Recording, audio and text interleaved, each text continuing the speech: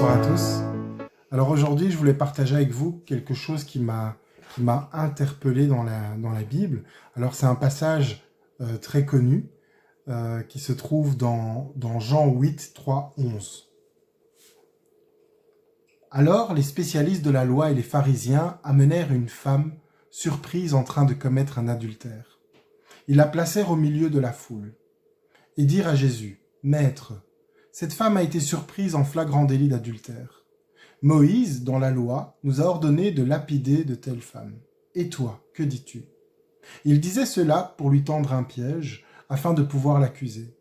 Mais Jésus se baissa et se mit à écrire avec le doigt sur le sol.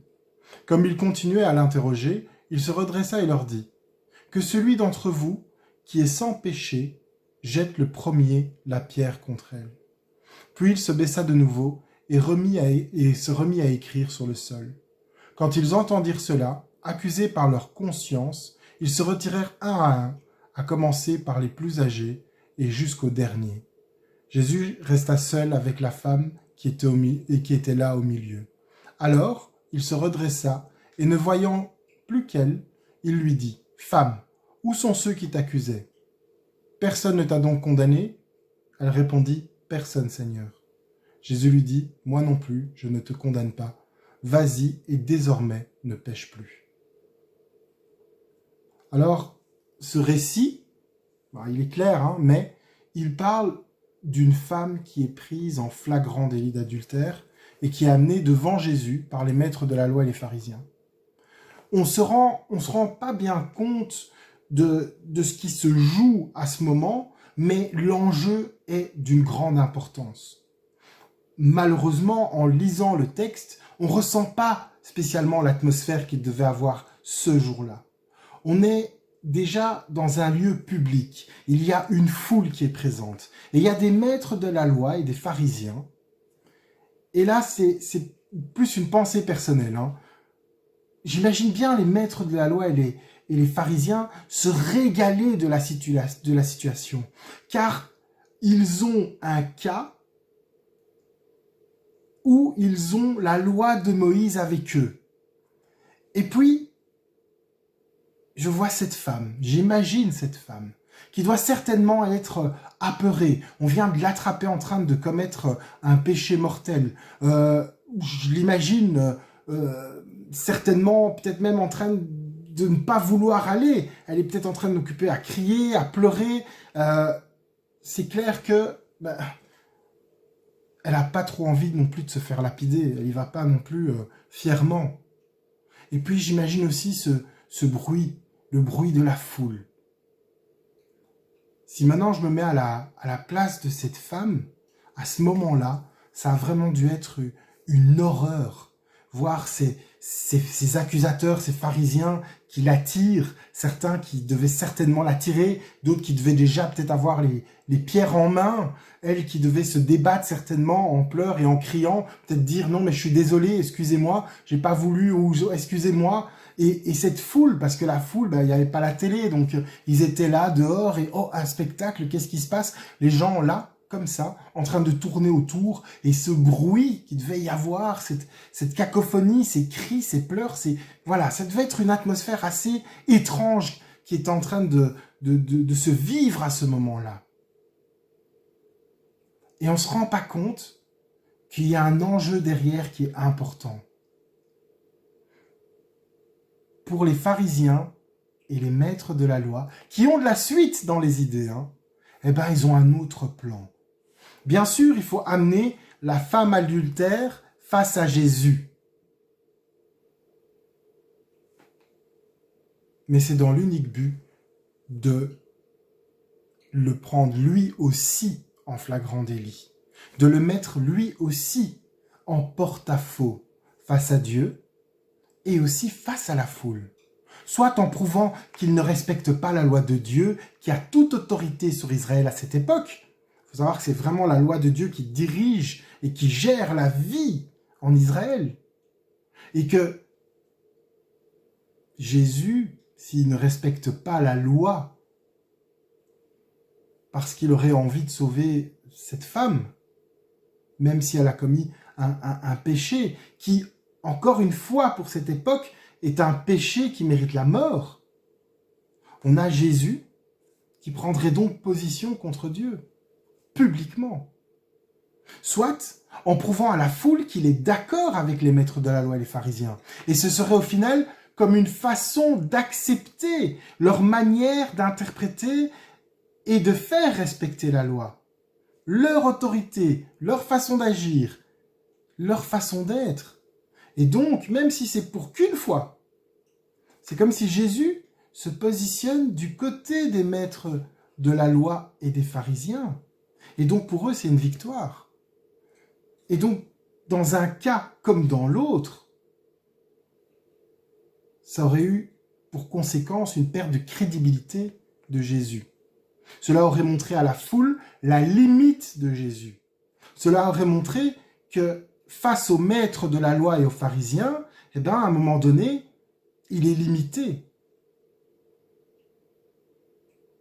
Jésus ne serait plus contre eux, mais parlerait et agirait comme eux. Et on ne réalise pas que c'est un enjeu incroyable pour les maîtres de la loi et les pharisiens à ce moment-là. Parce qu'il faut soit décrédibiliser Jésus, soit le faire arrêter pour blasphème. Et un blasphème à cette époque, encore une fois, pour cette époque, c'est un crime. Et eux, c'est ça l'objectif. Ils ont envie de faire tomber Jésus. Et du coup, quand je lis ce passage, en me rendant compte de ce qu'il y a derrière, bien sûr, ils ont trouvé une femme qui a commis un péché mortel, pour l'époque. Mais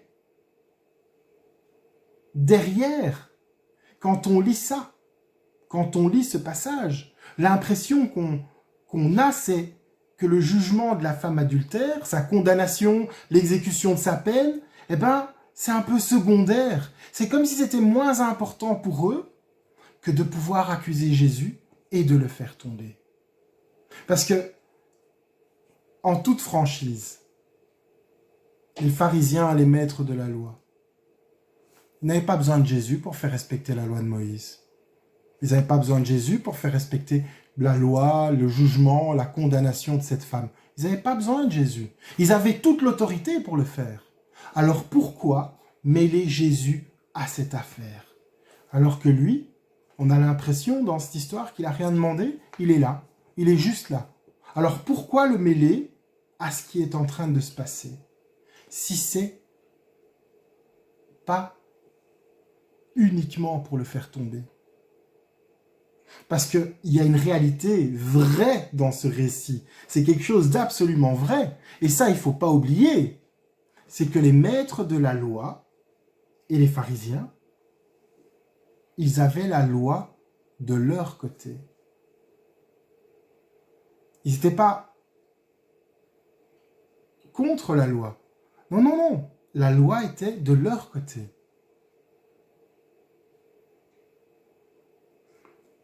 Et c'est ce qui rend encore plus incroyable ce que Jésus fait à ce moment-là. Malgré la pression de tous ceux qui sont autour de lui, on parle de maîtres de la loi qui disent hey, oh, oh, oh, de la femme qui est en train de pleurer, qui est à ses pieds finalement, et qui sait qu'elle va se faire lapider parce qu'elle a commis un crime pour l'époque. Elle a commis un crime et elle sait qu'elle va se faire lapider. Donc voilà, c'est pas une mort simple et facile. C'est pas une mort simple et facile, la lapidation. Et puis, il y a la foule aussi.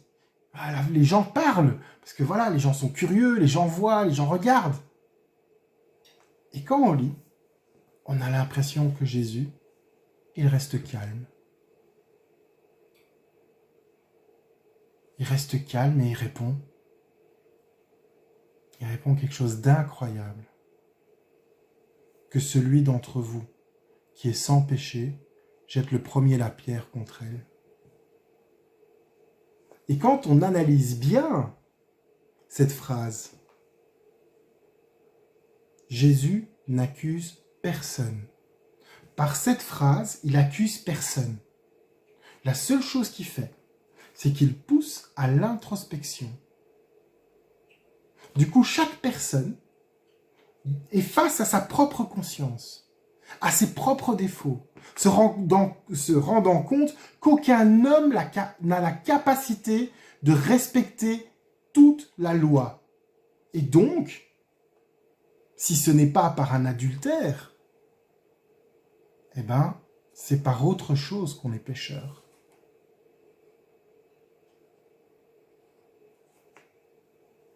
Et je sais que c'est peut-être un peu bizarre de voir ça comme ça, mais c'est comme ça que moi je l'ai vu. Mais par ce passage, dans un certain sens, Jésus enseigne et partage déjà l'évangile.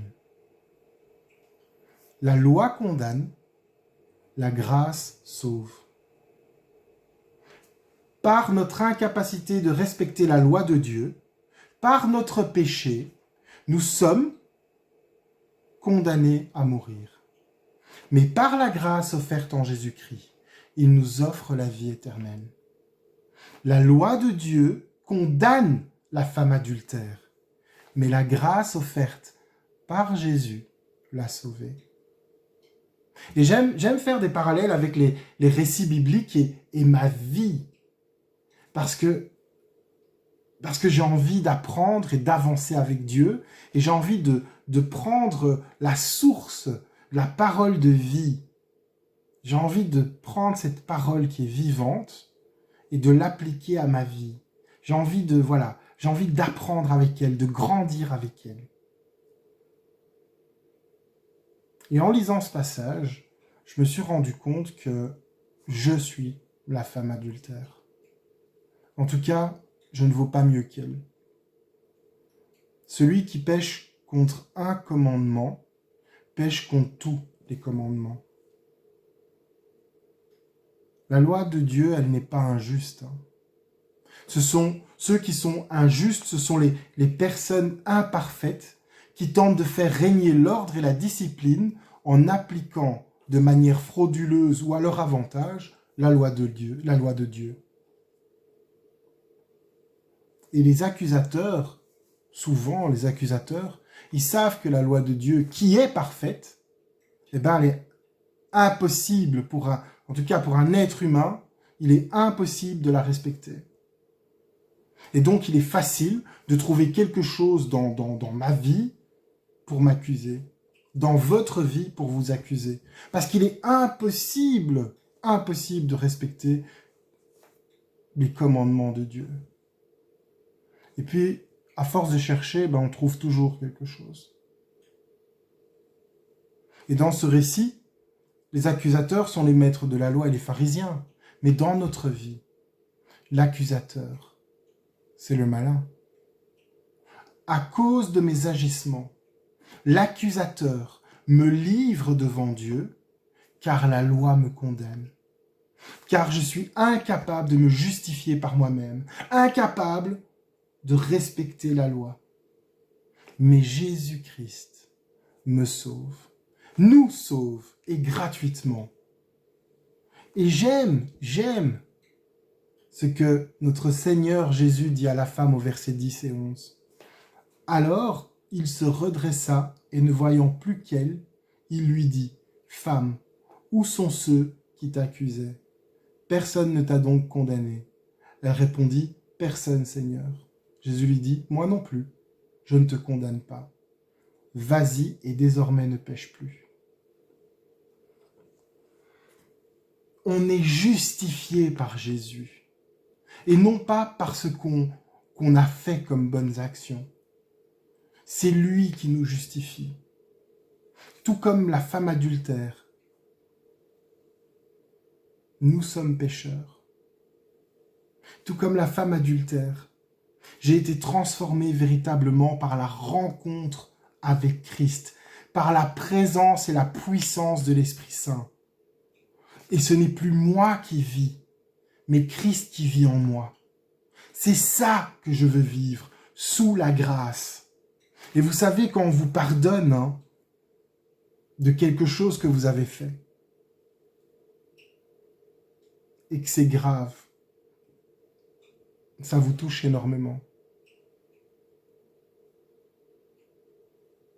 Vous savez, pas plus tard que cette semaine, j'ai eu une discussion avec ma femme, je suis pas un mari parfait, je fais des erreurs, et elle m'a dit, tu sais, je t'ai pardonné sincèrement.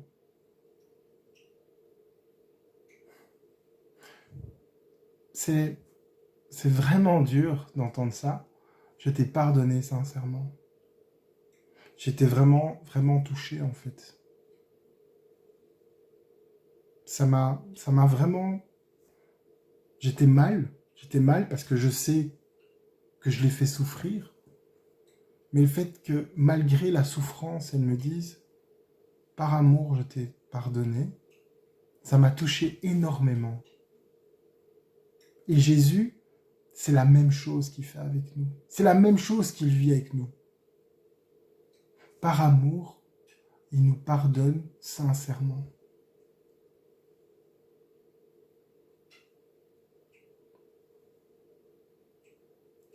C'est ça que je veux vivre aussi avec lui, sous cette grâce.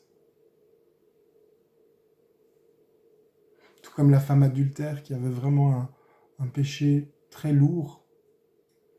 Quand Jésus a dit, mais moi non plus je ne te condamne pas. Le soulagement, je dois mourir et non. Finalement, tu m'offres la vie. Avec Christ, pour nous, c'est la même chose. Il nous offre la vie éternelle. Un cadeau, une grâce. Et par contre, j'ai aussi envie de souligner que même si je vis sous la grâce et plus sous la loi, cela ne veut pas dire que je peux faire n'importe quoi. On accomplit la loi en aimant Dieu et notre prochain, tout comme Christ l'a enseigné dans Matthieu 27, 37 à 40. Jésus lui répondit, « Tu aimeras le Seigneur ton Dieu de tout ton cœur, de toute ton âme et de toute ta pensée. » C'est le premier commandement et le plus grand. Et voici le deuxième qui lui est semblable. Tu aimeras ton prochain comme toi-même. De ces deux commandements dépendent toute la loi et les prophètes. À raison, il ne faut plus se remettre sous la loi, mais à tort. Et je sais qu'il y a des chrétiens qui aiment se remettre sous la loi, celle qui est dans l'Ancien Testament.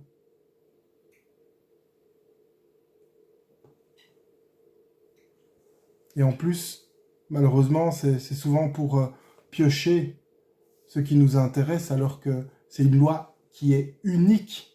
Mais on préfère prendre des petits tu ne mentiras pas, tu ne voleras pas, ça je peux prendre, mais bon, ça je vais laisser, oui, on peut manger du cochon, ça, il n'y a pas de problème.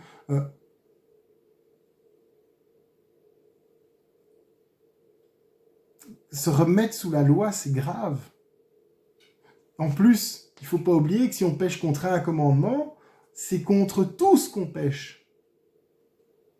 Et d'ailleurs, malgré cette difficulté de si on pêche contre un commandement, on pêche contre tous, je vais vous dire un secret.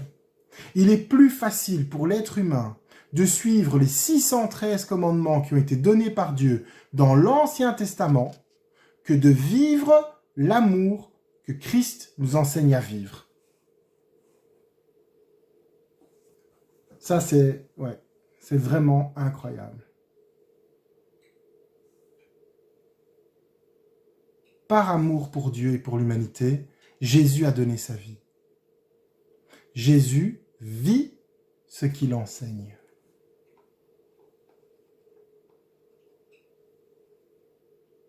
Et nous, aimons-nous réellement Dieu? Aimons-nous réellement notre prochain?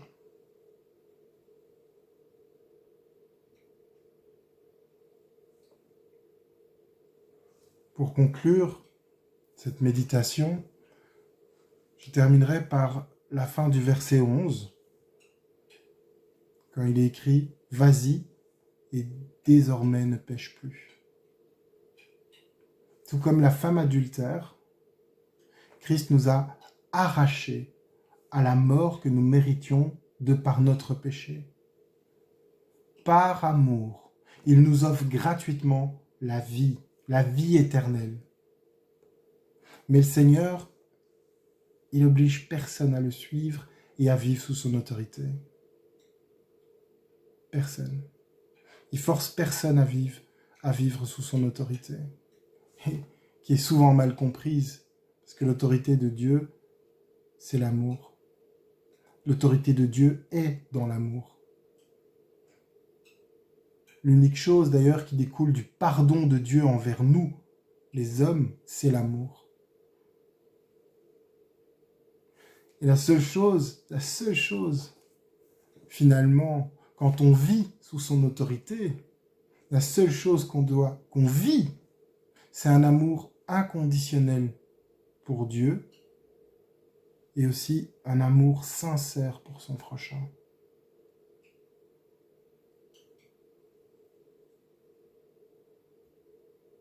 Soyez bénis.